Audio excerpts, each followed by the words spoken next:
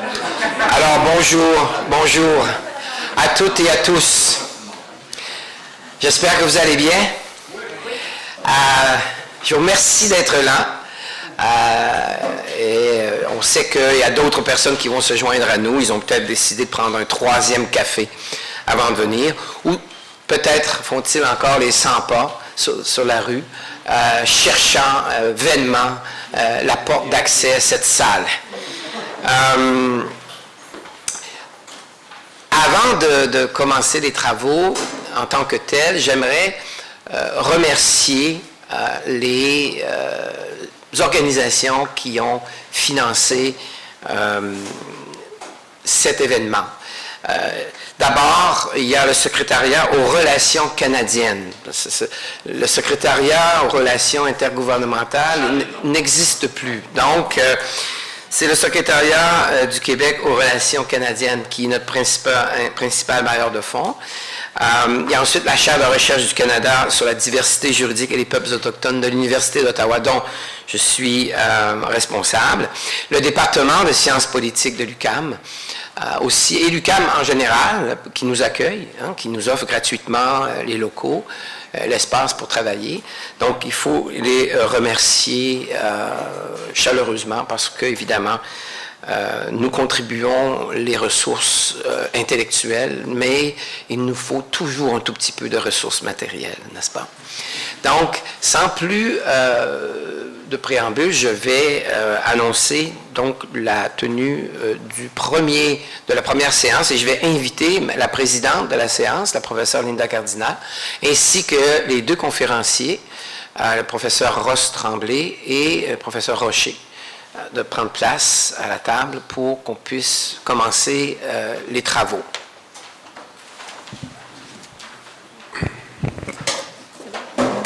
Bonjour, j'espère que vous allez bien. Bienvenue à ce colloque encore une fois. Merci à Christian et aux organisateurs. Merci de nous avoir invités. Parce qu'il faut se le dire, c'est peut-être un des seuls colloques où on va vraiment réfléchir sur ce que veut dire le 150e anniversaire de la Fédération canadienne.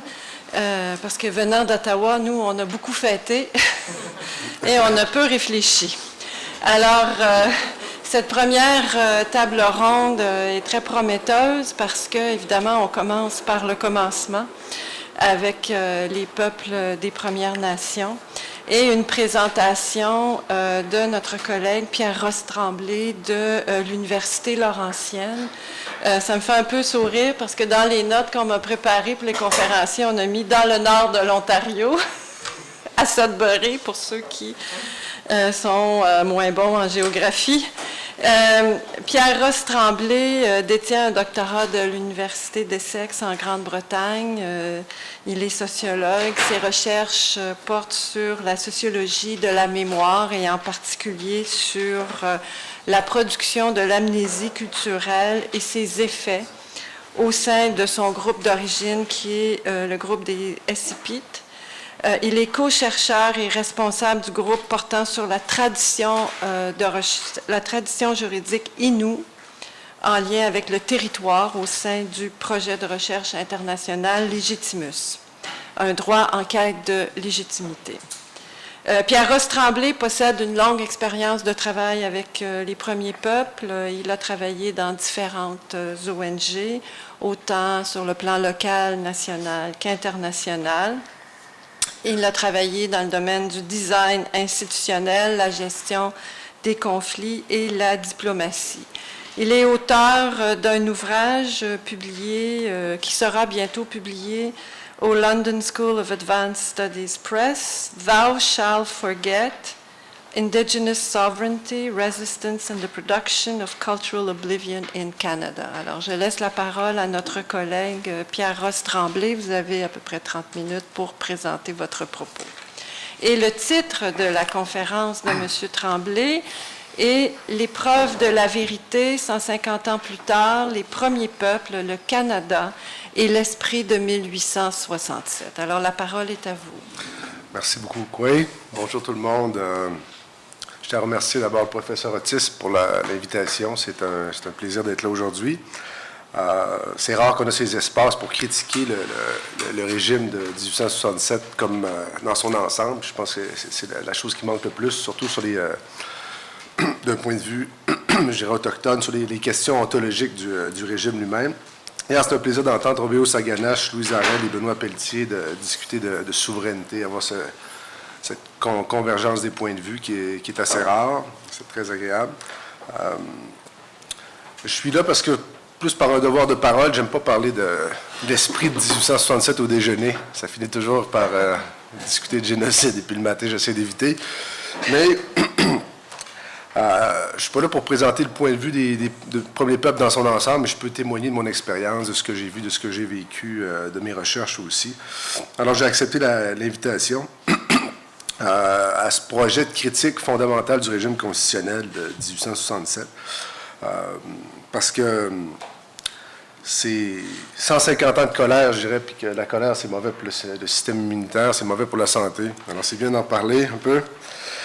De ce deuil du Canada, parce que 150 ans plus tard, l'esprit du système, ses sources, ses finalités, ses mécanismes, sa nature et ses effets sont devenus clairs aux yeux de ceux qui l'ont vécu, ceux qui l'ont subi, en particulier les premiers peuples. Alors, à travers toutes ces 150 dernières années, il y a une conscience historique puis une perspective unique sur le système, je pense, qui est partagée par plusieurs personnes issues des premiers peuples qui n'ont rien oublié. Les traditions orales, les savoirs autochtones gardent en mémoire les philosophies, les visions du monde d'avant le contact, cette mémoire des contacts aussi, des alliances, des promesses, des ruptures, des bris de ces alliances et de la reproduction du système jusqu'à aujourd'hui, en lien avec la condition aujourd'hui et des phénomènes comme ce qu'on appelle le red washing, tout le discours actuel sur la réconciliation et toutes sortes de formes d'instrumentalisation des Autochtones. Alors, il y a une conscience historique là qui est claire. Et de parler de ces enjeux-là, c'est pas toujours facile, que ce soit au Québec ou au Canada ou les deux, parce que ça va chercher des angles morts aussi de la société dominante, ça devient un peu un supplice, jusqu'où on va dire les choses pour pas rendre mal à l'aise, pour pas que les gens se sentent mal, se sentent coupables. Et puis, il y a des contre-effets aussi de ça. Ça peut amener des tentatives d'effacement. Puis, c'est comme ce qui caractérise la relation des premiers peuples avec l'État canadien, au fond, je pense que c'est l'abus qui est le meilleur exemple. Je vais en parler un peu plus tard, mais c'est une relation d'abus. C'est 150 ans d'abus.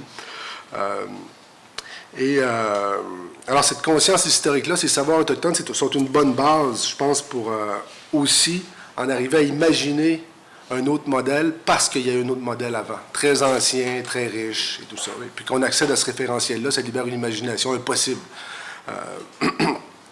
Variable, parce que plus les gens ont oublié, plus les gens sont blessés, plus les gens ont une forme d'amnésie, alors moins l'imagination est fertile, et plus on a l'impression que ça a toujours été comme ça, puis ça va toujours l'être. Hein? Un genre de... on va dire, je ne veux pas dire un abandon, mais un genre de découragement qui peut s'installer, une paralysie. Alors, c'est toujours réfléchir le passé, mais toujours en lien avec le présent. On ne peut pas faire fi des phénomènes qu'on vit aujourd'hui, et parce que le colonialisme est toujours là aujourd'hui. On est toujours dans ce système-là, contrairement à ce que les discours actuels sur la réconciliation nous font croire. Nous, on le vit au quotidien, et il y a comme un double discours. 400 ans de relations et de doctrine du terra nullius. Vous savez, cette doctrine de la découverte qui a fondé les régimes qui se sont établis depuis 400 ans, n'est pas sans effet. À force de se faire dire qu'on n'existe pas, après 400 ans, on vient qu'on le croit. Alors, ça amène un phénomène que j'appelle le sui nullius, qui est vécu dans les communautés, l'idée qu'on n'a pas d'histoire, puis l'idée qu'on n'existe pas, ce genre de sentiment bizarre de ne pas exister. Alors, c'est des phénomènes qui sont réels. Et puis, lorsqu'on est convaincu qu'on n'a pas d'histoire, on en vient à penser qu'on n'a pas de droit, puis que tout ce qui nous est donné, les moindres miettes, sont un cadeau, qu'on est prêt, parce que si on est convaincu qu'on n'a pas d'histoire, qu'on n'a pas de territoire, alors tout ce qui nous est offert est un plus. Hein? on ne se rend pas compte de ce qu'on peut abandonner. Alors, ça affecte le consentement aussi. Alors, faut-il en finir avec la Constitution de 1867? Ça fait 35 ans que j'entends parler, surtout au Québec, les Québécois, de cette injustice du rapatriement de 1982, comme de quoi les Québécois n'ont jamais consenti. Alors, je dis, si on se met dans les bottines un peu des premiers peuples, imaginez que ça fait 150 ans qu'il n'a pas consenti au pays lui-même. Imaginez comment on peut se sentir quand ça fait 150 ans qu'on n'a pas consenti au pays lui-même. Alors, dans le cadre de cette conférence-ci, je ne veux pas critiquer je ne veux pas poser le problème sur la Constitution de 1867 dans son entier. Je vais laisser ça aux Québécois et aux Canadiens. C'est déjà assez compliqué pour nous, je dirais. Mais je vais me concentrer sur l'article 91-24 du partage des compétences qui concerne les Indiens et les terres réservées aux Indiens, qui a été appelé par la BBC l'année passée l'apartheid canadien. On a parlé du Tibet au Canada. Alors, tout ce régime qui a 150 ans, qui était l'outil, le mécanisme de contrôle et de soumission des peuples autochtones. Alors, je parlais de relations d'abus. À partir de 1867, on a créé, je dirais qu'il est écrit comme l'Indien comme objet, où est-ce qu'on a transformé les personnes et leur territoire en choses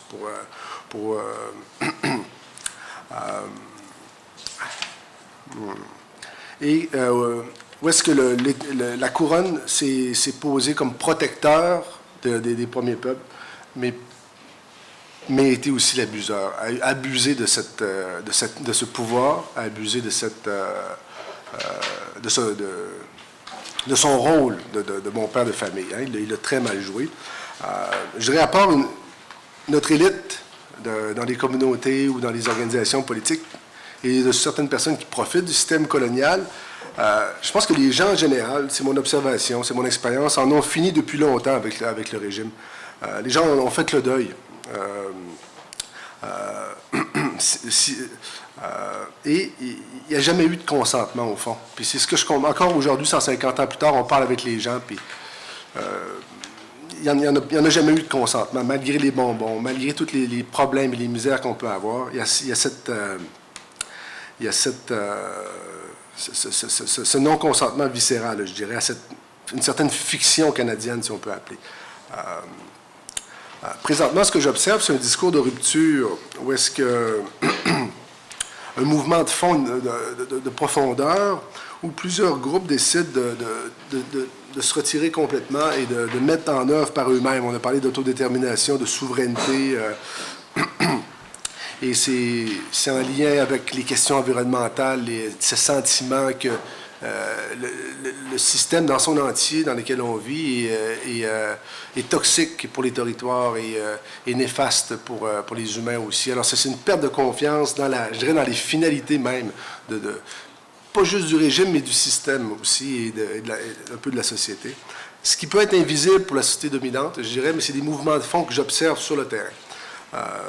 La conscience que les choses ne peuvent pas continuer ici. Alors, le Canada, c'est un pays de paradoxes, jeune, mais avec une architecture constitutionnelle vétuste, je dirais.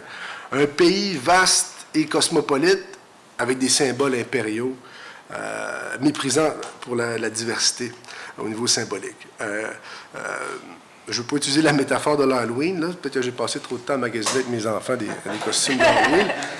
Mais je dirais que le Canada est tenté par un esprit malfaisant, malveillant, c'est mon sentiment. Alors, critiquer tout le Dominion est trop ambitieux. Alors, je vais me concentrer sur le 91-24, qui dit que les Indiens et les terres réservées aux Indiens sont une compétence fédérale où les premiers peuples, Iyu, Innu, Neromissio, Kanewaga, Mi'kmaq, Sioux, Anishinaabe, d'un océan à l'autre, allaient devenir des choses, comme je disais tout à l'heure. Alors, l'objectif numéro 1 derrière toute cette politique, la politique de la couronne à l'époque et de John A. Macdonald en particulier, est l'appropriation des territoires et des ressources et l'exploitation de ces personnes par tous les moyens possibles, qui s'est traduit sur le long terme par un génocide, on le sait, c'est été dit, on parle du génocide, mais c'est comme si on ne veut pas vivre avec les conséquences, on ne veut pas considérer les conséquences de ce génocide, les effets qu'ont ce génocide jusqu'à aujourd'hui. C'est ça que je trouve étrange au Canada dans la discussion. Et comme je disais, le discours actuel sur la réconciliation nous fait croire que c'est dans le passé. Depuis Justin, on est libéré du colonialisme. Harper disait qu'il n'y avait pas de colonialisme. Là, Justin nous en a libérés. Alors nous, on regarde ça tout le temps avec un petit peu d'ironie, avec un peu d'humour. On n'a pas le choix. Alors, entre résignation, tristesse et colère, mais pas de consentement. Alors, les sources et les finalités de ce régime-là, Johnny MacDonald était assez explicite. Hein? C'était lui qui était le moteur derrière tout ça.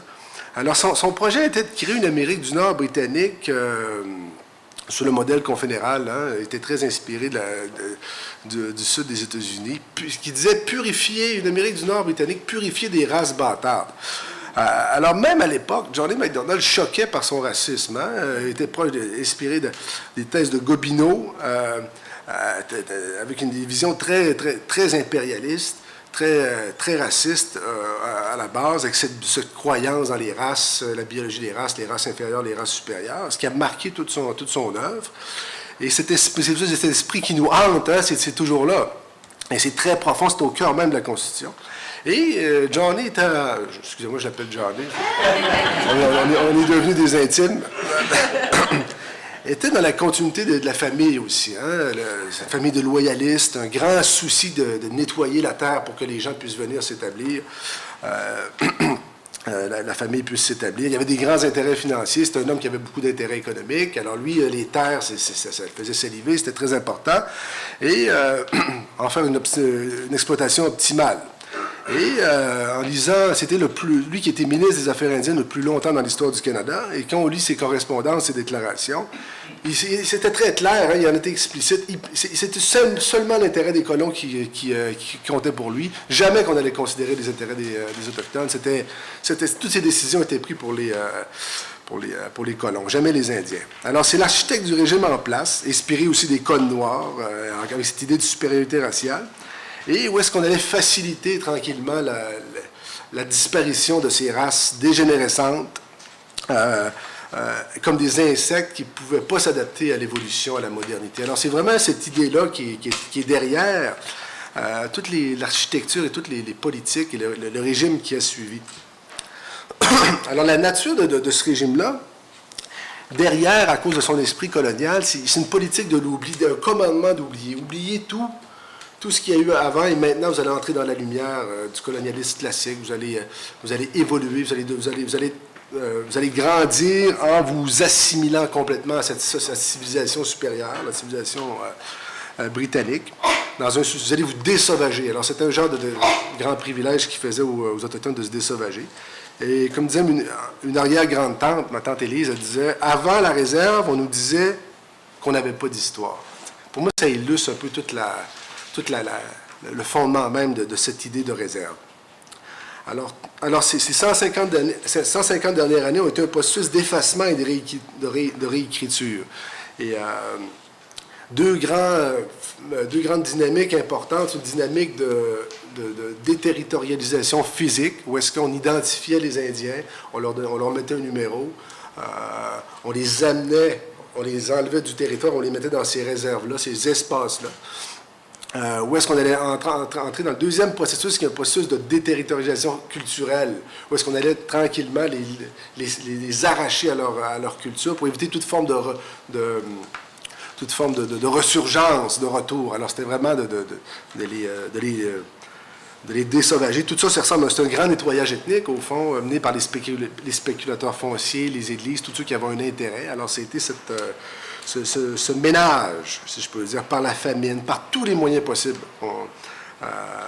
Alors, réellement, là, c'est un état de guerre depuis 150 ans. Les gens n'aiment pas entendre ce mot-là, mais c'est un état de guerre. C'est une guerre qui a été menée sur les premiers peuples et qui a culminé avec la solution finale, qui était les pensionnats, qui était la solution finale pour en arriver à complètement tuer l'Indien, sortir l'Indien pour sauver l'enfant ou sauver l'humain, en coupant les enfants de leur famille. On connaît cette histoire-là.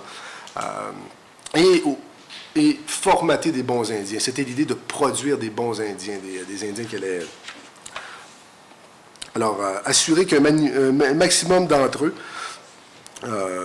aussi n'auraient pas de mère indienne. Les femmes ont été le cœur de toute cette politique-là. Faire en sorte que les enfants seraient arrachés à leur mère, que les hommes autochtones allaient marier des femmes non autochtones pour que ces femmes-là viennent aider à nettoyer à l'intérieur de la réserve. Et quand les femmes autochtones mariaient des hommes non autochtones, ben, elles perdaient le statut, ils devenaient rien, ils disparaissaient. La question des femmes en soi, pour moi, c'est le fil qui permet de tout faire le lien entre toute cette histoire coloniale au Canada. Et depuis 150 ans, on se rappelle que Champlain disait « Donnez-nous vos femmes, on va vous donner nos hommes ». Alors pour moi, c'est là qu'a commencé le commerce des femmes autochtones, depuis très longtemps. Alors ça, c'est une question, on ne parlera pas de la commission, ça c'est une autre question en soi. Alors il y a ce régime-là, ce que j'appelle 3 griffes qui ont permis cette mise en tutelle à partir de 1867 et avant aussi. Et ces 3 griffes-là sont le statut indien, ce fameux numéro, cette carte, la réserve et le conseil de banque. Rapidement, il reste combien de temps? Je parle. Hein? Non, c'est bon, il reste 15 minutes. 15 minutes. Je suis en train de faire mes petits cartons. Ça s'en venait. Alors, la réserve, ça n'a rien à voir avec les cultures autochtones ou les traditions juridiques autochtones. Les gens l'oublient. C'est un concept étatique fondé, qui structure aujourd'hui pratiquement toute la relation qu'on entretient avec notre territoire et qui visait justement cette déterritorialisation matérielle et culturelle, qui visait aussi l'appropriation des territoires. On promettait aux gens, on va vous donner ça. On vous donne ça, vous acceptez, mais on prend tout le reste. C'était l'idée. Et aussi, tout le temps, l'argument du réalisme. Vous prenez ça, vous n'aurez rien d'autre. Hein? C'est tout le temps se faire pousser, c'est tout le temps s'être amené à consentir à quelque chose qu'on ne veut pas. C'est vraiment cette métaphore de l'abus qui explique la relation. Déjà, dans la proclamation royale, on parlait de terre réservée de façon temporaire jusqu'à ce que nous ayons fait connaître nos intentions futures. Alors, l'idée remonte un peu plus loin aussi. Où est-ce que les personnes qui allaient y vivre allaient progressivement être assimilées au sein de la société dominante. Alors, cette idée ce qui est important, c'est les commissions Bagot et Penfinner, 1842, 1846, 1856, 1858, qui ont vraiment joué un rôle central afin de soutenir, avec l'aide de l'Église, la mise en réserve des peuples autochtones. Alors, l'idée de la réserve, dans ces commissions-là, ça ressort clairement des commissions et des correspondances avec John A. Macdonald, s'approprier les terres, diminuer les dépenses reliées à l'administration, éliminer les langues maternelles, c'était explicite, abolir toutes les institutions autochtones, détruire toute forme de gouvernance et l'invalidation des systèmes normatifs. Pour moi, c'est ça. 91-24, c'était une invalidation des régimes, des traditions juridiques autochtones et des savoirs aussi. Où est-ce que tous ces savoirs-là ne devaient plus être des points de référence valables pour les Autochtones dans la gouvernance, dans leur prise de décision. Ensuite, on a eu le Gradual Civilization Act, hein, en 1856, qui a précisé le statut d'Indien. Et puis ça, ce statut-là, c'est très important. Parce qu'aujourd'hui, il y a 600 000 personnes à peu près au Canada qui ont ce qu'on appelle le statut indien, qui est très intéressant comme réflexion, parce que c'est une fiction génétique, au fond, qui visait l'élimination systématique des premiers peuples, où est-ce qu'on identifie, on donne un numéro, puis tranquillement, avec l'idée qu'on peut enlever ce numéro-là, puis que l'Indien va disparaître comme par magie. 10 minutes. 10 minutes, hein?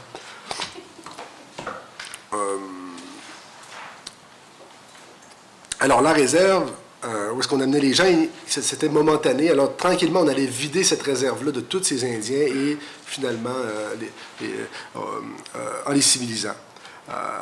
Et la réserve allait se dissoudre. C'était momentané, hein? C'était comme dégradable. Là. Ça allait disparaître en soi. Alors, ces législations-là, évidemment, ont été contestées par les premiers peuples. Il y a toujours eu une résistance. L'histoire de cette résistance est souvent dans l'ombre, mais les peuples, il y a tout le temps eu une résistance jusqu'à aujourd'hui. Parce que je parlais d'un état de guerre. Alors, il y a comme cette grande guerre-là et ces petites guerres qui vont émerger dans l'histoire. Oka, la guerre du saumon, Oka, Hyperwash. Alors, chaque fois que ça arrive, on ne sait pas d'où est-ce que ça arrive. C'est comme si, qu'est-ce qui s'est passé, on ne sait pas. Et puis après, ça repart, ça disparaît. Mais il y a un continuum.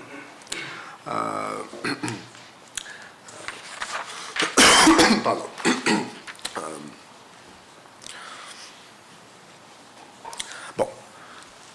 le statut, la réserve et ensuite le conseil de bande. Ça, c'est très important parce qu'aujourd'hui, on entend beaucoup parler des conseils de bande. Et puis, à l'intérieur des conseils de bande, qu'est-ce qui se passe? Et encore une fois, le conseil de bande n'a rien à voir avec les traditions juridiques autochtones, avec les cultures. Ce n'est pas une structure autochtone. Elle est imposée à 630 communautés ou réserves au Canada. Et sans aller dans les détails, si je vais à la source de l'intention derrière ces structures-là, derrière ce conseil de bande-là, était le déconditionnement culturel et l'oppression, voire la purification raciale. Et le conseil de bande est devenu une structure administrative pour opérationnaliser les finalités de la couronne, gérer ses habitants et généralement une forme de pacification. L'idée, c'est que le conseil de bande allait être là pour le conseil de bande qui allait être administré par les Autochtones eux-mêmes, mais les bons Indiens. Hein? On allait produire ces bons Indiens-là qui allaient devenir l'élite et qui allaient faciliter la pacification. Mêlant le militaire au politique et à l'administratif afin d'installer un gouvernement avec l'objectif de contrôler et de dominer, évidemment, et obtenir à long terme l'adhésion des populations et ou s'assurer de leur résignation. À l'intérieur des limites de la réserve, par l'entremise d'un conseil de bande, c'est comme ça que devait s'exercer la pacification. Ça devait être provisoire, encore une fois, et instrumental au projet de dépossession. Et John A. Macdonald avait cette idée-là, the establishment of some kind of municipal system. Alors, il y avait l'idée de créer une genre de type de municipalité qui allait être proposée comme modèle aux Indiens suffisamment avancés pour les habituer à au mode de gouvernance prévalent dans la société blanche, de ses propres mots. Hein? Pour les préparer à s'amalgamer tranquillement avec la population générale du pays. Alors, une structure conçue exactement pour l'assimilation. Et si on regarde les conseils de bande aujourd'hui dans la loi sur les Indiens, c'est vraiment... Et puis, bon, il y a différentes critiques par rapport à ça, mais l'idée était, les gens vont aller voter, ils vont élire un conseil. Tout le pouvoir est comme transmis, la souveraineté est transmise, le pouvoir est transmis à ce conseil-là qui est tout-puissant, qui, lui, n'a pas de pouvoir parce qu'il y a toujours le ministre au-dessus de la tête. Et puis, l'idée que ces gens-là allaient être les meilleurs pour céder les territoires encore, consentir aux cessions de terre. Hein? C'était l'idée. Bon, un autre élément que je veux parler, puis ça, c'est litigieux, c'est la question des négociations territoriales et ce qu'on appelait les traités anciens jusqu'à aujourd'hui. Et ces traités-là ont été historiquement une façon de consolider, je dirais, le colonialisme à travers des définitions étatiques et façonner un consentement à la cession. Avec des finalités assez simples, la certitude pour la couronne sur les territoires, l'extinction des droits par différents stratagèmes, et puis c'est contesté, c'est un sujet litigieux, évidemment. Mais le processus de négociation a été présenté comme la panacée pour obtenir le consentement collectif et légitimité la conclusion d'entente avec les premiers peuples. Et récemment, un groupe Innu, en particulier, a reçu une lettre du ministère des Affaires indiennes, en la personne de M. Luc Dumont, son représentant, qui disait « Le ministère demeure convaincu que le règlement des revendications territoriales globales par la conclusion de traités est un élément important menant à une réconciliation véritable et durable. » Alors, pour moi, ça révèle qu'est-ce que la réconciliation pour le gouvernement canadien aujourd'hui. Encore un stratagème, une façon de forcer la main, je dirais, des premiers peuples, au nom du réalisme, à s'en remettre au régime. Bon, il me reste plus 5 minutes, hein? Bon. Parce que... Voilà. Alors pourquoi c'est aussi si dur d'obtenir le consentement? Parce qu'il y a une antinomie fondamentale entre la conception que les premiers peuples se font du territoire et les finalités poursuivies par la couronne. Est-ce qu'un jour, il va y avoir une réconciliation là-dessus? C'est peu probable. C'est des antinomies. Alors, la seule chose, c'est de s'en remettre aux définitions. Alors, par tous les moyens possibles, on en arrive à faire consentir, par exemple, les peuples autochtones à des choses qui sont antinomiques, comme la réunification, la cession des territoires, le commerce des territoires et tout ça. Alors, on nous dit qu'on est radical ou qu'on a une vision indigéniste, une vision un peu dépassée des choses. Mais cette idée-là d'inaliabilité de la terre est vraiment fondamentale. Et ça fait partie de l'identité, ça fait partie de la conception même du territoire. Et il y a des gens qui n'en démordent pas, pour qui c'est très important. Bon, là, je t'ai rendu aux effets du colonialisme sur 150 ans. cette guerre permanente. J'ai des éléments sur la condition des enfants dans les réserves. L'idée fondamentale, c'est que cette paupérisation, produire de la misère dans les réserves, c'est une production historique. On a voulu que les gens soient tellement misérables qu'ils quittent ces réserves-là. Pourquoi il n'y a pas d'eau potable? Pourquoi 90% des enfants autochtones qui sont dans des familles d'accueil sont autochtones quand 5 ou 6% de la population au Manitoba est autochtone? Ça, c'est un exemple du Manitoba. On pourrait parler de l'Ontario, on pourrait parler des prisons, on pourrait parler des femmes. Alors, on voit les contradictions, comme en 2008, les excuses pour les écoles résidentielles et ses effets intergénérationnels.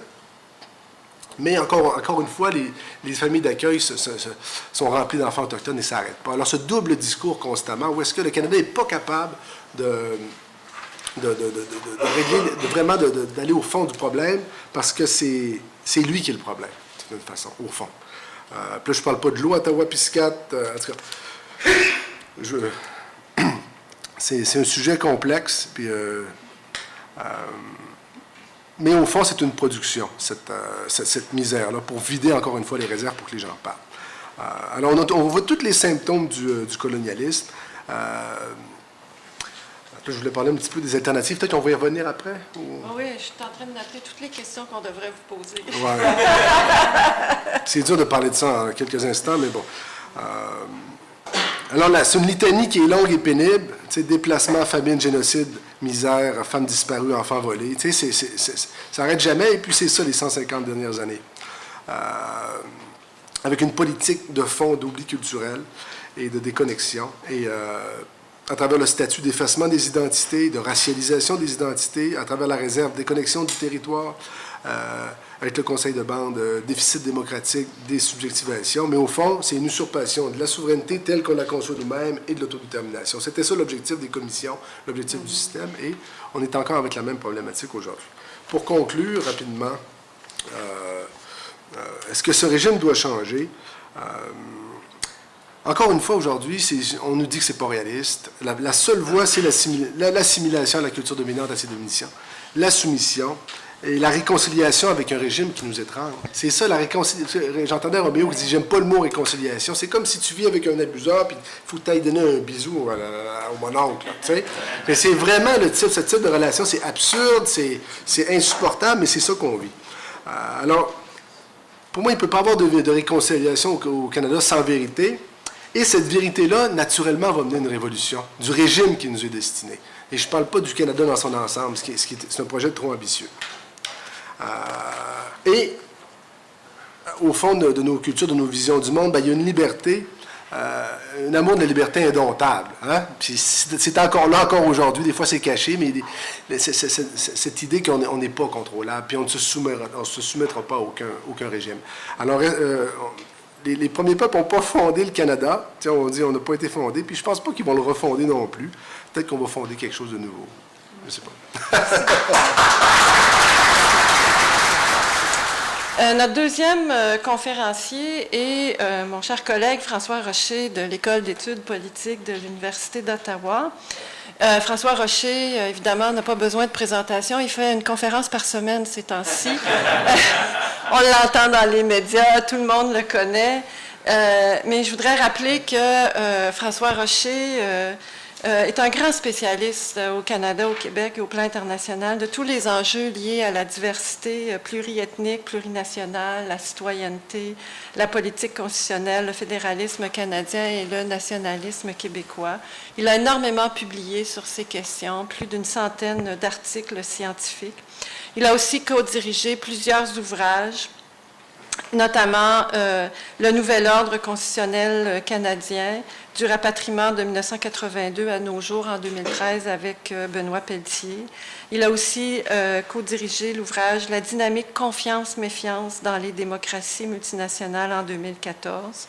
Au mois de mai 2016, la Société québécoise de sciences politiques lui a décerné le prix d'excellence pour souligner sa contribution exceptionnelle à l'avancement de la science politique, et c'était tout à fait mérité. François Rocher va nous parler aussi du 150e anniversaire de la Confédération ou le 258e anniversaire de la Conquête, point d'interrogation. François? Merci, Linda, collègue, mais néanmoins ami. Alors,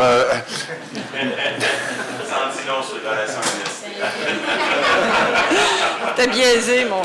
Alors, le titre de ma présentation, c'est le 150e anniversaire de la Confédération ou le 258e anniversaire de la Conquête, point d'interrogation. Je trouvais que c'était une bonne idée. Quand il y a de cela plusieurs mois, j'ai soumis mon titre, mais évidemment avec une pointe d'inconscience parce que je ne savais pas dans quoi je m'engageais. Et maintenant, je suis un peu pris avec la question que je me suis posée moi-même. Et c'est ce dont je veux parler maintenant pour les 30 prochaines minutes. Alors, au cœur de la question, il y a évidemment la notion de la conquête. D'une certaine manière, Pierrot en a parlé. Quand on parle de conquête, ça renvoie à l'idée de la subjection, de la soumission, et d'une certaine manière, lorsque c'est possible ou lorsque c'est souhaitable, de l'élimination. Mais la conquête ne se traduit pas nécessairement par cette volonté d'éliminer les peuples conquis. Et donc, ce qui m'intéresse aujourd'hui, c'est d'aborder la logique de la conquête, et l'image que j'aimerais que vous gardiez en tête, c'est celle d'un jeu de blocs. En ce sens que depuis la conquête, des institutions se sont mises en place, un peu comme un jeu de blocs, c'est-à-dire que les choses s'additionnent et se soustraient rarement.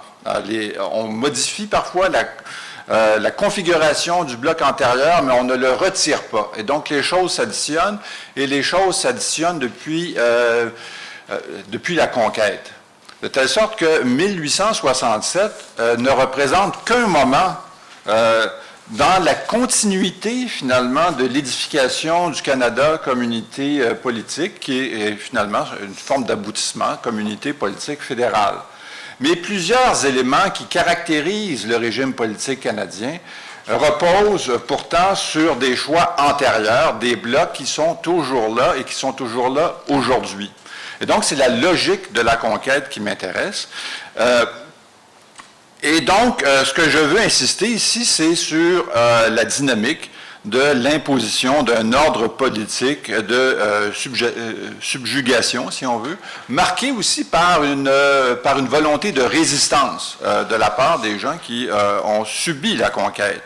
Et donc, la perspective qui est la mienne, qui n'est pas celle uniquement de l'historien, bien que, évidemment, la question se pose pour les historiens, c'est celle de la perspective d'un rapport de force, d'un rapport de pouvoir entre les groupes, entre les acteurs politiques qui ont joué dans ce jeu de la conquête. C'est essentiellement ce que j'essaie de mettre de l'avant aujourd'hui. Donc, et là, vous me pardonnerez, surtout les historiens, ces rappels que vous allez juger plutôt superficiels, mais il faut aller rapidement. Et j'adopte l'approche du Roadrunner. Et donc, qui est celle de la bande dessinée que j'ai beaucoup regardée quand j'étais jeune. Donc, au moment de la conquête, la population établie dans la vallée du Saint-Laurent est majoritairement française et catholique. Les Britanniques essaient sans succès de peupler ce nouveau territoire de colons provenant de la Grande-Bretagne ou des colonies établies au sud. Pour assurer la domination des élites protestantes, l'accès au poste administratif exige de prêter le serment du test, qui consiste à faire allégeance à la couronne britannique, à répudier le catholique Jacques II, qui a dévisé sur le trône d'Angleterre, à rejeter l'autorité du pape et à renier le dogme de la transsubstantiation. Je vous expliquerai c'est quoi, vous savez tous. L'agitation politique dans les colonies américaines soulève l'inquiétude des Britanniques au moment où la guerre d'indépendance s'organise au sud de la frontière. Il faut que les forces d'occupation, donc, s'assurent de la loyauté des nouveaux sujets. Une approche favorisant la conciliation s'impose, donc pour des raisons pragmatiques. En 1774, Londres promulgue l'Acte de Québec qui révoque la proclamation royale de 1763 pour la province de Québec. En plus d'étendre les frontières de la province, l'acte, entre autres, restaure les droits des propriétaires des seigneuries obtenus sous l'Ancien Régime, abolit le serment du test et le remplace par un serment de fidélité à la couronne et reconnaît l'usage du droit privé, issu de la tradition civiliste, tout en conservant la common law pour le droit public qui régit les relations entre les citoyens et l'État. De plus, il permet aux catholiques, qui sont toujours majoritaires, de continuer à professer leur religion et au clergé surtout, de percevoir la dîme et de conserver toutes ses possessions. Finalement, l'Acte de Québec crée un conseil pour les affaires de la province. Donc, l'Acte est important en ce qu'il pose l'un des fondements du système politique canadien encore en vigueur aujourd'hui. Il reconnaît le caractère distinct de la province de Québec en consacrant le principe du bijuridisme sur le territoire, en combinant le droit civil français et la common law britannique, en préservant l'identité culturelle des habitants du territoire conquis par la protection de la religion catholique et en préservant les intérêts des élites, notamment le clergé et les seigneuries et les seigneurs, afin de garantir leur loyauté à la couronne à un moment marqué par l'agitation politique dans les 13 colonies américaines. Nous pouvons y voir la consécration institutionnelle et juridique de la dualité fondatrice du Canada, celle des populations françaises et britanniques. Ce compromis n'est pas le résultat de l'adhésion des Britanniques à des principes moraux comme la générosité, la magnanimité ou la sollicitude à l'endroit des conquis, comme on l'entend parfois et comme je l'ai entendu très récemment. Il s'explique plutôt par une réalité pragmatique voulant que la population française soit majoritaire sur le territoire et que maintenir sa loyauté est indispensable aux intérêts de l'Empire à l'heure où retentit le tocsin de la rébellion américaine. Quoi qu'il en soit, ce premier compromis historique est interprété de manière contradictoire par, je dirais, les observateurs. Pour les uns, que je lis beaucoup, il marque le début de la création de l'identité canadienne qui se distingue notamment par sa composante française, alors que pour d'autres, la conquête et l'Acte de Québec consacrent la perte d'une identité française autonome en Amérique. C'est le résultat même de la conquête. Les pressions exercées au sein du Parlement impérial de Londres à partir de 1786 conduiront à l'adoption d'une nouvelle constitution pour la province de Québec et par extension d'une chambre d'assemblée. L'acte constitutionnel de 1791 marque la naissance des institutions parlementaires au Canada, mais aussi des premières élections de l'histoire qui se déroulent en 1792. La Constitution de 1791 divise le territoire en deux provinces, le Haut et le Bas-Canada. Dans chacune des provinces, le Parlement est constitué d'une assemblée législative élue ainsi que d'un conseil législatif dont les membres sont nommés par le gouverneur.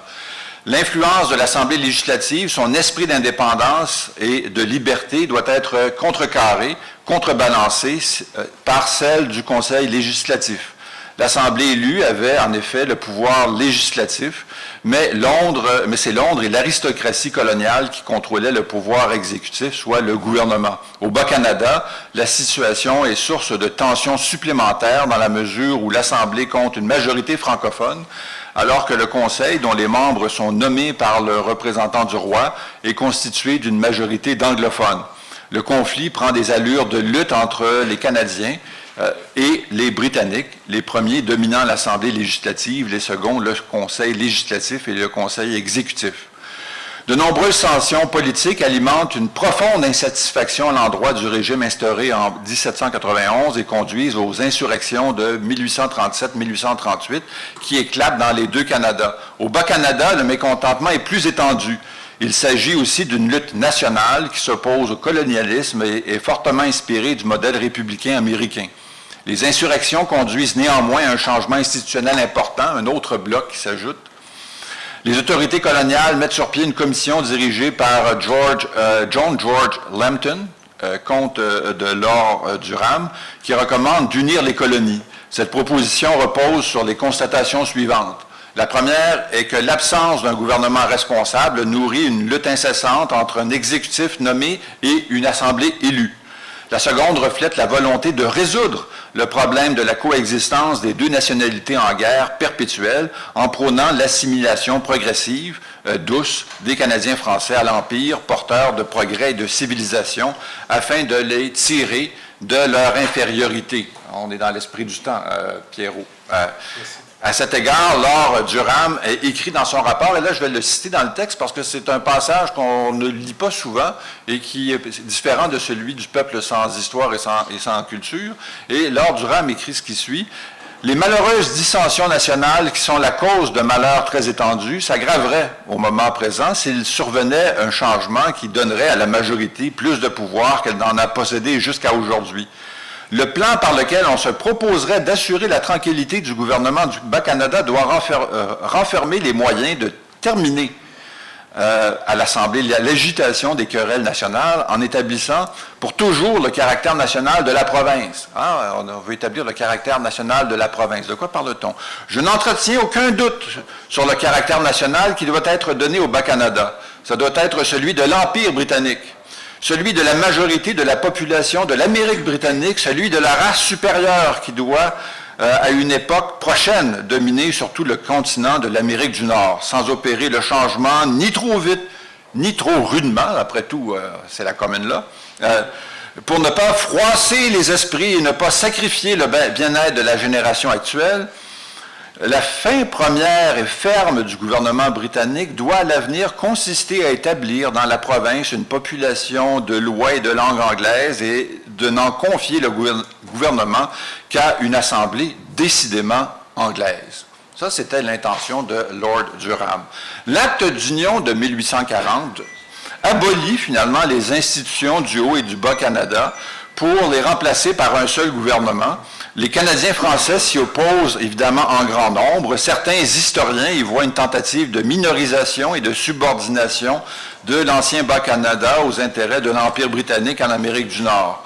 Toutefois, le fonctionnement du gouvernement ne peut reposer que sur la création d'une alliance entre les députés des anciens Haut et Bas-Canada. C'est ce que font les réformistes modérés dirigés par Baldwin et Lafontaine.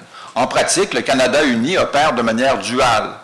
Par exemple, outre l'égalité de représentation, les systèmes juridiques britanniques et français demeurent séparés. La supervision des écoles subventionnées est effectuée par deux administrations distinctes et le gouvernement compte, dans les faits, sur deux premiers ministres pour en diriger la destinée. Si l'intention est d'accélérer l'assimilation des Canadiens français et que ceux-ci abandonnent leur langue d'usage, l'expérience de l'Union s'avère non concluante je dirais, consacre d'une certaine manière le principe de la dualité. Hein? C'est un bloc qui s'ajoute à l'histoire politique du Canada. Les avis sont partagés quant aux leçons à en tirer. Pour certains, plus optimistes, les élites politiques des deux groupes sont en mesure de négocier des compromis tout en préservant leur identité respective.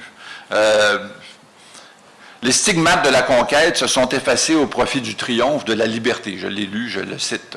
Pour d'autres, davantage critiques, les pouvoirs pouvant être exercés par l'ancien Bas-Canada sont limités.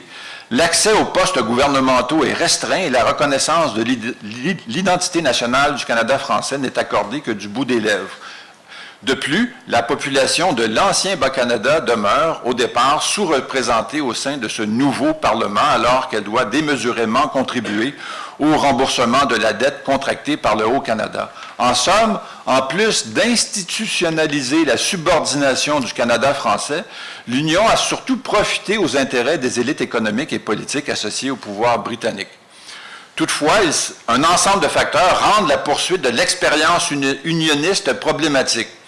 La fin de la politique protectionniste ayant cours en Grande-Bretagne, les changements démographiques surtout, qui font en sorte que la population du Canada-Ouest dépasse celle du Canada-Est depuis le tournant des années 1850, la guerre civile états-unienne, les pressions des commerçants et des banquiers, la nécessité de financer la construction d'un chemin de fer transcontinental.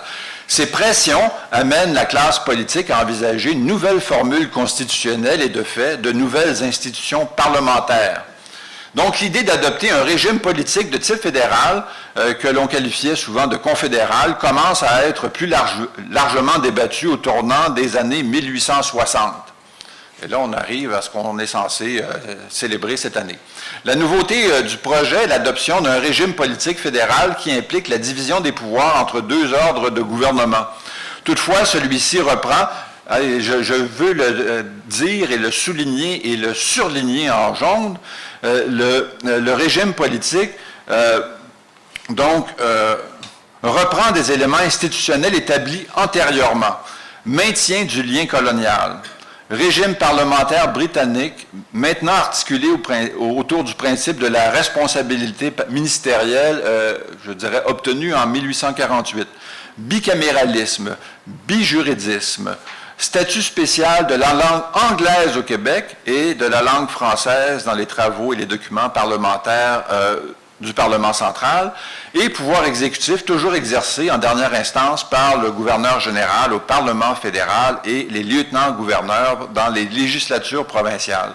Ces caractéristiques héritées des arrangements développés graduellement depuis l'Acte de Québec de 1774 continuent à être au cœur du régime parlementaire contemporain, celui que l'on enseigne dans mes cours d'introduction à la politique canadienne. Depuis, dans toutes les colonies, le projet confédéral fut décrié en raison de son caractère élitiste et secret, comme on l'a rappelé hier au moment de la période de questions. Au Canada-Est, les opposants ajoutent d'autres arguments pour s'y opposer. Pour eux, le nouveau régime politique diminue la représentation institutionnelle des Canadiens français et relègue ces derniers au rang de minorité perpétuelle. Ils considèrent que la structure est trop centralisée, que le principe de l'autonomie provinciale est ainsi inféodé au possible contrôle exercé par les autorités fédérales. Ils voient dans ce projet une trahison des élites qui livrent la minorité pieds et poings liés à la majorité d'expression anglaise et protestante. Par exemple, le chef libéral Antoine-Aimé Dorion dénonce la structure fédérale qui est, selon lui, et je cite, « tout simplement une union législative déguisée sous le nom de confédération, parce que l'on a donné à chaque province un simulacre de gouvernement sans autre autorité que celle qui l'exercera sous le bon plaisir du gouvernement général. » Fin de la citation. Donc, Dorion en rajoute une couche en faisant cette déclaration que je qualifierais de prophétique sur la division des pouvoirs en Chambre, et là je le cite parce que c'est un beau passage, et qu'il n'y a rien à rajouter ou à soustraire. Je ne veux pas de cette confédération dans laquelle la milice, l'armée, la nomination des juges et l'administration de la justice, nos droits civils les plus importants seront laissés sous le contrôle d'un gouvernement général dont la majorité sera hostile au Bas-Canada, d'un gouvernement général revêtu de pouvoirs les plus amples, pendant que les pouvoirs du gouvernement local seront restreints d'abord par la limite des pouvoirs qui lui sont délégués, par le veto réservé à l'autorité centrale, puis encore par la juridiction concurrente de l'autorité ou du gouvernement central. Partout, l'on proteste contre ce projet et l'on demande un appel au peuple. Et nous irions au mépris du vœu de nos commettants passer outre et leur donner une constitution dont l'effet serait de leur ravir le peu d'influence qui leur est resté sous l'union actuelle. Point d'exclamation. Nous irions renoncer pour eux à des droits qui leur sont chers, et cela sans les consulter. Point d'exclamation. Ce serait une folie. Ce serait un crime. Aussi, je m'oppose de toutes mes forces à l'adoption de ce projet et j'insisterai pour que, dans tous les cas, il soit soumis au peuple afin qu'il ne soit adopté. Fin de la citation. C'est une citation merveilleuse parce que ce que Dorion craignait s'est avéré vrai. On peut le constater 150 ans plus tard. Il se montre tout aussi préoccupé, toujours le même Dorion, par le mode de désignation des membres du Conseil législatif, la construction du chemin de fer intercolonial et le statut de minorité des Canadiens français à l'extérieur du Québec. Il s'oppose néanmoins avec plus de force à une union avec les Maritimes, opposition qu'il motive par des considérations économiques. L'adoption de la forme fédérative de l'État en 1867, qui mit fin à la colonie britannique du Canada uni, fut présentée aux habitants du Canada-Est, le Québec actuel, comme offrant un ensemble de protections leur permettant de poursuivre leur destin national. Pour certains Canadiens français de 1867, le projet de confédération n'était pas perçu comme une menace, mais plutôt comme une étape nécessaire à l'édification d'un État majoritairement franco-catholique en Amérique du Nord britannique. Il fut décrit, défendu et évalué en fonction du degré d'autonomie qu'il donnerait aux Canadiens français. Pour beaucoup d'habitants de l'ancien Bas-Canada, la Confédération leur octroyait les pouvoirs d'un État quasi indépendant et leur assurait les conditions de leur survivance. Évidemment, il s'en est trouvé pour célébrer ce qui a été mis en place. La Constitution de 1867 faisait en sorte que certaines compétences étaient dévolues aux gouvernements provinciaux de manière exclusive. L'insistance sur le principe d'autonomie pourrait s'expliquer depuis lors par le fait que l'accent a été mis dès les premiers débats entourant le projet de création d'une fédération ou d'une confédération sur la singularité du Canada français qui consistait sur les plans géographiques et ethniques, qui constituait donc sur les plans géographiques et ethniques la nationalité la plus homogène et la plus importante au sein de l'espace colonial. Cette conception a pu être renforcée par la composition de toutes les délégations des colonies présentes aux conférences de Charlottetown et de Québec qui, à l'exception de celle du Canada-Est, ne comptaient aucun francophone. Or, la pratique du fédéralisme n'a pas tardé à faire émerger des revendications autonomistes puisque c'est ce qu'on leur avait vendu au moment des débats ayant mené à la Confédération ou à la Fédération. Donc, les pressions autonomistes se sont rapidement manifestées car les arrangements constitutionnels et institutionnels mis en place privilégiaient le gouvernement central.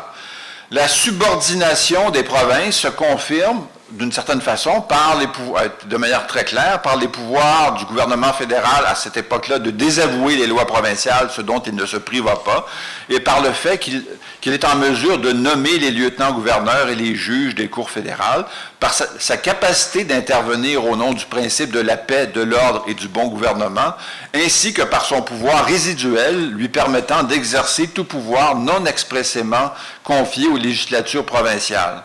La mise en place de l'État-providence, à la suite de la Seconde Guerre mondiale, n'a fait qu'accentuer ce mouvement de centralisation des pouvoirs aux mains du gouvernement fédéral, qui intervient dans les domaines de compétences provinciales ou qui, par son pouvoir de dépenser, est en mesure d'infléchir les priorités de ces dernières. Et on a fait mention de cela hier soir. J'en suis à ma quasi-conclusion. Et je vais même faire ça en deçà de 30 minutes. L'interprétation dominante à l'endroit de ce qui fut fondé en 1867 et qui serait partagée par les élites politiques et institutionnelles dans l'ensemble du Canada ne s'est jamais imposée comme un modèle explicatif. Au contraire, la lecture, alternative, qui est la nôtre, renvoie à l'idée du pacte original et du respect de la diversité constitutive initiale. Cette idée a toujours été problématique a perdu en pertinence quand on discute de fédération et de fédéralisme à l'extérieur de nos murs. Soit qu'elle fut rejetée en évoquant son caractère mythique, ce que je me fais dire bien souvent, soit qu'elle fut déclarée incompatible avec la représentation dominante qui s'est imposée dans le reste du pays, puisque le Canada se doit d'être fonctionnel et de répondre aux besoins de tous les citoyens sans égard à leur langue, leur culture, leur origine et leur appartenance, soit que la fondation du Canada repose sur une ambiguïté originelle qui perdure chez nous, mais qui n'a été, résolue ailleurs au Canada. Je termine en disant que, quoi qu'il en soit, dès la conquête, l'intention explicitement affichée était celle non pas d'éliminer la présence française en Amérique, comme ce fut le cas pour les Premières Nations, mais de la subordonner aux nouveaux pouvoirs mis en place. La minorisation de cette communauté est depuis le milieu du 19e siècle une réalité démographique. Malgré tous les efforts consentis pour s'y opposer, elle est maintenant inscrite à la fois dans la Constitution et dans la pratique du fédéralisme canadien, puisque le Québec n'est plus qu'une province comme les autres. À cet égard, les objectifs de la conquête ont en grande partie été atteints. Je vous remercie.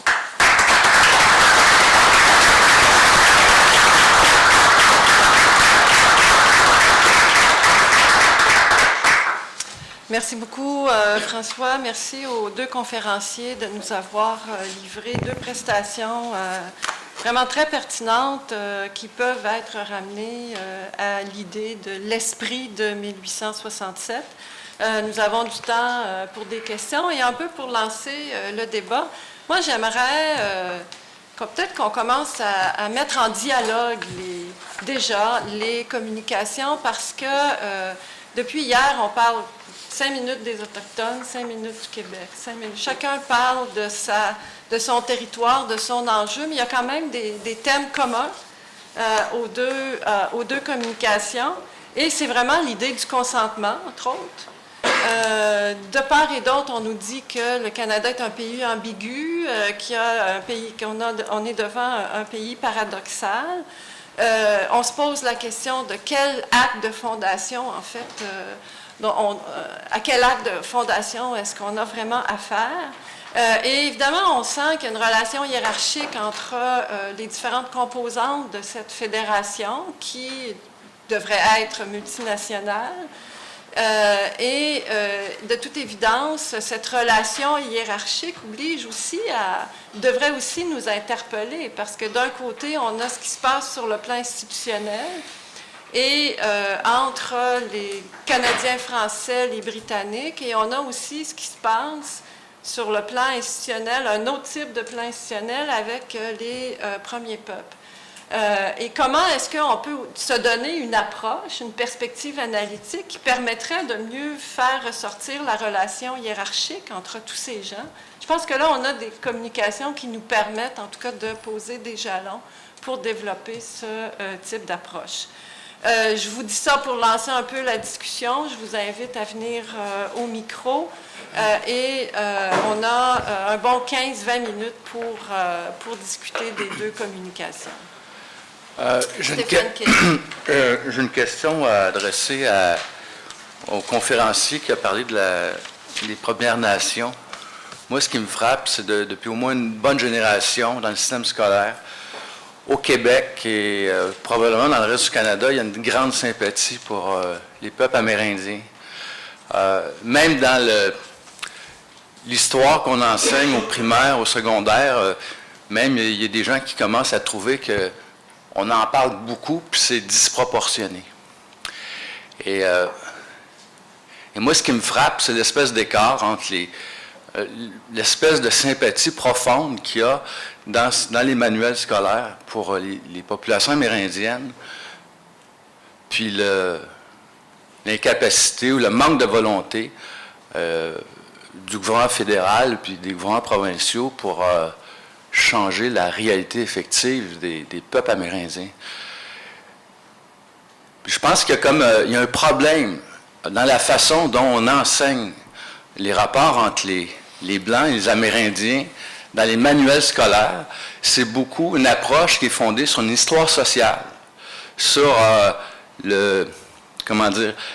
vie quotidienne des Amérindiens. Et on a éliminé la part d'histoire politique qui pourrait nous permettre de comprendre la nature profondément conflictuelle qui a existé entre les populations amérindiennes, les Canadiens français et les Canadiens anglais. Alors moi, je pense que si on veut vraiment aller au cœur de la compréhension de la dynamique canadienne, il faut réintroduire le caractère politique des choses, évidemment, puis qui ont marqué l'évolution de nos relations entre les communautés. OK, alors c'est un peu la piste là, que je vous suggère. Je ne sais pas ce que vous en pensez. Je vais juste ajouter une sous-question. En vous écoutant, puis en écoutant M. Saganache hier, ça m'a frappé. Ça me rappelle un peu le discours des gens de parti pris au début des années 60, l'espèce de colère, l'espèce de volonté de démonter les mécanismes psychologiques qu'il y a dans l'esprit des colonisés. Alors, je ne sais pas si c'est des textes qui sont lus chez les gens qui s'intéressent aux questions amérindiennes comme vous. J'avais naturellement l'envie de vous renvoyer la question. Pourquoi vous pensez que l'histoire sociale l'histoire politique a été éliminée? Pourquoi elle n'est pas là? Moi, c'est la question que je me pose, parce que ça, je n'ai pas cette responsabilité-là d'éduquer la société dominante. C'est ce qu'on nous demande constamment. Dites-nous, c'est quoi votre culture? Puis c'est correct, je comprends, il y a une curiosité, c'est bien. Mais ça, c'est un problème qui est vécu par la culture, par la société québécoise et tout ça, qu'elle doit résoudre, qu'elle essaye de résoudre. Mais pour moi, c'est cette question. C'est une production, cette absence, cette ignorance, cet oubli. Et je pense que c'est lié à la relation que le Québec entretient avec lui-même, avec sa propre culture. C'est très important comme question. De mon point de vue, j'ai relancé la question, mais on prend les autres questions avant de répondre? OK, excusez. Oui, bonjour. Moi, mon nom, c'est Martine Labossière. Moi, je suis une infirmière, mais j'écris sur les problèmes constitutionnels d'un point de vue de citoyen. Moi, je profite du fait qu'il y a beaucoup d'historiens ici pour essayer d'avoir de l'information, à savoir d'où ça vient le mot, par exemple, confédération. On mélange souvent ça avec fédération, puis il me semble qu'en anglais, le même mot est utilisé pour les deux phénomènes. Une confédération, ça donne plus de pouvoir aux nations, tandis qu'une fédération, ça les écrase complètement. Mais en 1867, alors qu'ils étaient sous le joug de la monarchie, les gens qui ont fait la confédération, ils avaient probablement de l'espoir que ça puisse en être une éventuellement, mais avec la monarchie qui les dominait, c'était pas possible à ce moment-là. Mais est-ce qu'on sait qui a amené le mot confédération plutôt que d'accepter fédération? Est-ce qu'on sait dans l'histoire qui sont les gens qui ont amené ce vocabulaire-là? Merci. Peut-être que François veut répondre. Marc Chevrier, un très bon texte là-dessus. Peut-être que Marc pourrait aussi venir répondre à la question. Mais François ou Pierrot, voulez-vous? Bien, très rapidement, une réponse incomplète. Et puis, je sais que Benoît, notamment, a écrit, puis Marc ont écrit là-dessus, mais en 1867, le terme confédération et fédération a été utilisé de manière interchangeable. Et donc, ça renvoyait à l'idée d'une union, de nature fédérale ou confédérale, mais c'était l'idée d'union qui était derrière ça, d'entités politiques différentes, dans un cadre où il y avait une hiérarchie des pouvoirs entre le gouvernement général et puis les entités provinciales. Je pense que la théorie de la confédération et de la fédération n'était pas aussi développée que ce que l'on a vu par la suite, mais est-ce qu'il y a d'autres éléments de réponse? Moi, j'ai quand même lu qu'il y avait que McDonald avait quand même insisté pour laisser croire quand même que les États fédérés auraient un peu plus de pouvoir qu'ils croiraient. Parce que son idée, c'était de créer un État plus unitaire. Exact. Il y a quand même une volonté d'utiliser le mot confédération au lieu de fédération du point de vue de McDonald. Parce que c'est seulement qu'en 91 c'est seulement en 1891 que les lieutenants-gouverneurs, on passe de quasi-fédération à fédération. En 91, comme M. Pelletier l'expliquait hier, parce que les lieutenants-gouverneurs n'ont aucun pouvoir. Ils créent un système où les lieutenants-gouverneurs sont soumis au gouverneur général et non pas à la reine, et c'est seulement le Conseil qualité de l'ordre qui va créer. Il y avait quand même une volonté. C'est ce que j'ai lu, enfin. Oui. Oui, Daniel. Robert. Linda, il ne faut pas oublier que dans le préambule de la loi constitutionnelle de 1867, que la loi connaît bien, il est question, il n'est pas de confédération, il est question de dominion et il est question d'union fédérale. Le mot fédéral est utilisé dans le préambule. Donc, dans le discours politique, peut-être qu'on a voulu confondre les gens entre fédération et confédération, mais en même temps, dans le langage, la terminologie de la loi constitutionnelle de 1867, comme on l'a rebaptisé en 1982, c'est quand même le mot fédéral qui a été utilisé. Et je pense qu'on va en parler tout Oui. à l'heure. Je veux juste souligner un fait historique assez intéressant du point de vue de la représentation que l'on se fait de ce que l'on souligne, là. Moi, je suis assez vieux pour me rappeler qu'en 1967, je revois l'image, le logo de l'époque, là, on a célébré la Confédération canadienne. Et puis, maintenant, en 2017, là, allez voir, ce qu'on célèbre, là, c'est le 150e anniversaire du Canada. Et donc, la symbolique associée à ce qu'on est là, varie selon les époques. Mais dans le discours, quand on lit les propos tenus au Parlement sur ce qui était en train de se mettre en place, les acteurs politiques utilisaient de manière interchangeable fédération et confédération. Mais là, peut-être qu'il y a des gens qui sont plus versés que moi, qui sont allés lire les intentions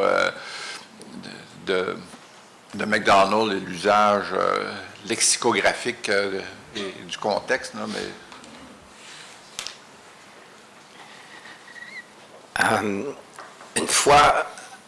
Encore une fois, on a une séance qui met en exergue les tensions et cette dualité Québec, peuple premier. Et je pense qu'on est là, face à un nœud fondamental, un nœud fondateur, et qu'on ne peut comprendre sans, à mon avis, accepter l'idée que dans la conscience historique du Québec, on a ce phénomène antagoniste. La conscience historique du Québec, elle est trouble, elle est en tension parce que c'est une conscience de coloniser, principalement, et émerge l'autre visage de cette conscience qui crée cette dynamique antagoniste, c'est la conscience du colonisateur, d'avoir été aussi colonisateur. La conscience historique du Québec qui se développe actuellement, c'est une double conscience, la conscience d'avoir été à la fois colonisé et colonisateur. Et c'est une conscience qui est beaucoup plus difficile à gérer que cette bonne mauvaise conscience univoque qu'ont les élites anglo-saxonnes au Canada, qui, eux, simplement se frappent la coulpe. Ils ont ce sentiment d'avoir été simplement des colonisateurs. Et je pense qu'il va falloir dépasser cet antagonisme dans notre conscience historique. Et c'est ça l'enjeu. C'est comment, il va falloir à la fois cesser d'être colonisé. Ça, c'est notre affaire avec le Canada. Il va falloir liquider cet héritage-là. Mais il va falloir aussi cesser d'être colonisateur à l'égard des Autochtones. Et donc, rompre cette conscience historique antagoniste, colonisateur, colonisé, je pense qu'on est au cœur du grand défi existentiel du Québec, un grand défi historique auquel il va falloir vraiment s'atteler rapidement. C'est une question urgente. Et à mon avis, ça signifie démonter les trois grands mécanismes de la colonisation.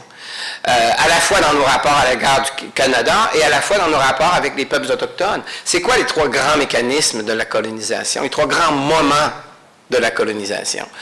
Ce sont trois temps de dépossession. Premièrement, la dépossession de la souveraineté. On enlève au colonisé son pouvoir, sa souveraineté, sa maîtrise de sa destinée. Deuxième moment, on lui enlève ses ressources, sa richesse, son territoire. Et troisième moment, on le prive de son identité, de sa culture, de sa dignité humaine. Et c'est ces trois mécanismes-là qu'il faut démonter. À la fois dans nos rapports avec le Canada, faut en finir avec cet héritage de 1867, qui est un héritage colonial, qui a perpétué ces trois mécanismes de la dépossession du Québec par le Canada, mais il faut aussi entamer de manière très urgente l'autre mission fondamentale qui découle de cette conscience historique antagoniste, c'est de démonter aussi notre relation coloniale avec les peuples premiers au Québec. Et je pense que c'est entièrement faisable. Allez lire la déclaration de souveraineté du peuple Atikamekw, du peuple Nehru-Isiwak, Atikamekw-Nehru-Isiwak. Lisez bien en quoi consiste une revendication de souveraineté autochtone dans les années 2015, je pense. Vous allez voir qu'avec une grande ouverture d'esprit, une volonté du Québec de rompre avec l'héritage colonial, c'est parfaitement atteignable, ce dépassement du rapport colonial. Voilà, merci, c'était mon commentaire. Merci Ghislain de ce plaidoyer. Pierrot, voulez-vous réagir? Allez-y, non, monsieur. allez-y, je reviens. Non, allez-y. Monsieur, je me pose la question, s'il n'y a pas une double dynamique avec la question que vous avez posée, avec l'idée de McDonald, justement, qui veut plutôt un pays unitaire. Parce qu'au même temps que je suis d'accord avec ce que vous dites, c'est que aussi que ça s'applique aussi avec toutes les autres provinces qui étaient là aussi. C'est que quand on pense à la Nouvelle-Écosse, par exemple, qui ont même tenté de se désunir du Canada ensuite, qui n'ont pas réussi et qui ont demandé à Londres, évidemment. Alors, c'était pas seulement le Québec où on voit qu'ils ont perdu par la suite, mais il y a même les autres provinces qui comme j'expliquais tantôt, qui même jusqu'en 71 avaient totalement perdu leur droit ils n'étaient plus un gouvernement responsable jusqu'en 71. Alors, ils ont perdu de 67 jusqu'à 71. Ils n'étaient plus un gouvernement responsable, alors qu'ils avaient été préalablement des gouvernements responsables. Et ils ont revenu un gouvernement responsable parce que McDonald voulait un gouvernement, un pays unitaire. Et pour un bout de temps, c'est ce qu'il a eu. Lorsqu'on lit la Constitution aujourd'hui, on a l'impression qu'on vit dans un pays unitaire. Et si on ne savait pas qu'il y a eu une cour de justice à Londres qui a décidé justement que nous sommes, que le lieutenant-gouverneur est directement à la reine et non pas au gouverneur général. Alors, je ne sais pas si vous voyez ce que je veux dire. Il y a comme une espèce de dynamique double ici qui se produit, là. C'est que c'était pas seulement le Québec mais aussi les autres colonies. Qui, eux aussi, ont perdu tout leur gouvernement responsable et toute leur identité de gouvernement responsable. Mais vous avez raison, mais il y a... Je viens de faire paraître dans un livre avec Marc et puis d'autres, qui porte sur la conférence de Charlottetown de 1864, un long chapitre qui explique les oppositions qu'on retrouvait aussi au projet confédéral dans les Maritimes, en Nouvelle-Écosse, au Nouveau-Brunswick, et même d'une certaine manière dans le Canada ouest, où il y a eu de l'opposition aussi, parce qu'on trouvait que finalement, ce qu'on concédait au Québec, ça ne nous permettait pas de les assimiler, donc c'était pas une bonne idée d'aller du côté de la Fédération. Et donc, vous avez raison dans ce que vous dites, mais j'ajouterais très rapidement ce qui suit. Moi, ma lecture de l'évolution du régime politique canadien est la suivante.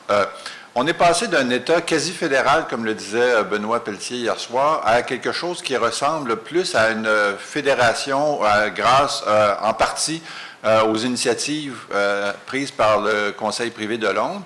Et depuis la mise en place de l'État social, on a plutôt inversé de la dynamique.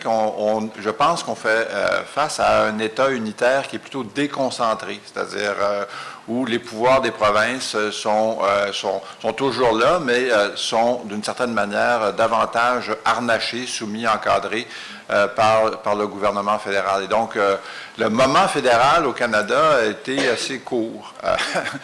On n'est plus dans le fédéralisme, c'est-à-dire on est dans une fédération qui n'est plus un fédéralisme, pour dire des choses simplement, ou peut-être pas non plus. Pierrot? Oui. Pour répondre aux questions,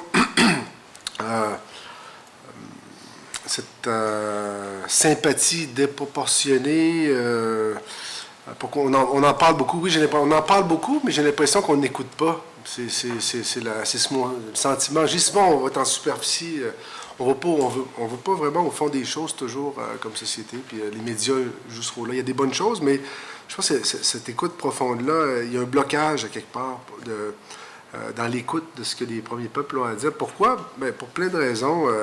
Je pense parce que ça questionne aussi l'ontologie, les récits d'adoption, que ce soit la société québécoise ou canadienne. Ça ramène à ses fondements, à ses fragilités aussi. Puis ça peut insécuriser. Puis ça peut aussi amener une certaine culpabilité ou une honte, des choses, une image négative. Puis c'est naturel, là, on veut maintenir une image positive et puis ça mène à certains blocages. Concernant le manque de volonté du fédéral, je pense qu'il faut vraiment faire notre deuil. S'il y a un changement, ça ne changera pas de mon point de vue. Là, le régime est là, il est statique. Combien de temps ça va durer, je ne le sais pas. Concernant le régime destiné au premier peuple 14-24, l'érosion continue, n'arrêtera jamais jusqu'à temps que ça s'effondre éventuellement parce que c'est des représentations des gens, c'est une déshumanisation profonde, une forme de... Et puis naturellement, alors il y a plus... J'ai rapatrié l'espoir entre nos mains. C'est ça la perversité de ce qui se passe présentement à Ottawa avec le gouvernement Trudeau. C'est ces espoirs démesurés qui font en sorte que les gens ont l'impression qu'ils vont se faire sauver. C'est très cruel comme situation. Quand sur le terrain, il n'y a rien qui change. Puis rapatrions l'espoir entre nos mains et puis faisons ce qu'on pense qui est bon. Ça, c'est...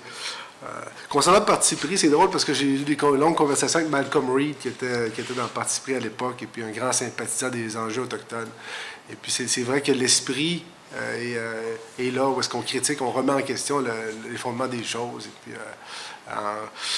oui, il y a des liens. Ensuite, concernant ce que Ghislain a dit, le nœud fondateur, la conscience historique, la relation du Québec avec lui-même, c'est sûr que c'est important que souvent, quand les gens vont parler des Autochtones au Québec, j'ai l'impression qu'ils parlent d'eux-mêmes, ils parlent de la relation que le Québec a avec lui-même. Puis, je me questionne beaucoup sur le fait de vivre 150 ans dans un système comme ça, comme disait mon collègue. Je pense que ça a des effets psychologiques majeurs. Puis ça, c'est difficile de le voir. Je vois une forme de dislocation dans le rapport que le Québec a avec lui-même. Puis j'ai appelé ça le complexe de Durham avec le temps, l'intériorisation, le fait de se soumettre à des institutions exogènes, à des effets, des formes d'amnésie puis d'intériorisation. Alors, on parlait de ça hier, je veux dire, du plateau à la meute, on voit ça comme des choses différentes, mais quand je regarde ça de l'extérieur, pour moi, c'est lié, ces choses-là. C'est comme s'il y a le bon québécois, puis il y a le mauvais aussi. Et puis, ces politiques coloniales, impériales ont eu un effet. C'est la même logique derrière. Hein? C'est cette idée-là de race, supériorité raciale, supériorité d'une culture sur l'autre. Alors, je pense que ça exige, pour améliorer nos rapports, d'être prêt à s'engager dans une critique culturelle radicale, je dirais. C'est un travail que le Québec doit faire avec lui-même, de se questionner vraiment sur la représentation des premiers peuples au sein même de la culture, que ce soit à travers son art, son théâtre, peu importe. Puis ce travail-là, ce chantier-là, il se fait présentement, puis c'est très riche, mais il ne faut pas minimiser cette peur d'être sauvage qui vient de très, très, très loin, cette idée-là de la Nouvelle-France, parce qu'on va créer une nouvelle société aussi. Il y a des liens là, entre les deux visions du monde, puis vivre avec cette antinomie colonisé-colonisateur, c'est insupportable, à quelque part, parce que puis dans nos rapports, ça fait que si moi je commence à te parler de mes souffrances puis de mes traumatismes, bien, naturellement, on va dire nous autres aussi on a souffert. Là, ça va être ramené vers, ça fait que ça devient un genre de dialogue de sourds. La meilleure façon la phrase qui me vient, c'est un peu de prendre la parole des muets pour l'amener aux sourds. Non, mais on était mis sous silence avec tout ce génocide-là, parce que juste de dire les choses, pour nous, c'est très difficile. Et puis, pour l'autre, des fois, c'est de l'entendre aussi. Alors, c'est un peu ce que j'aurais à dire. Bien, merci beaucoup.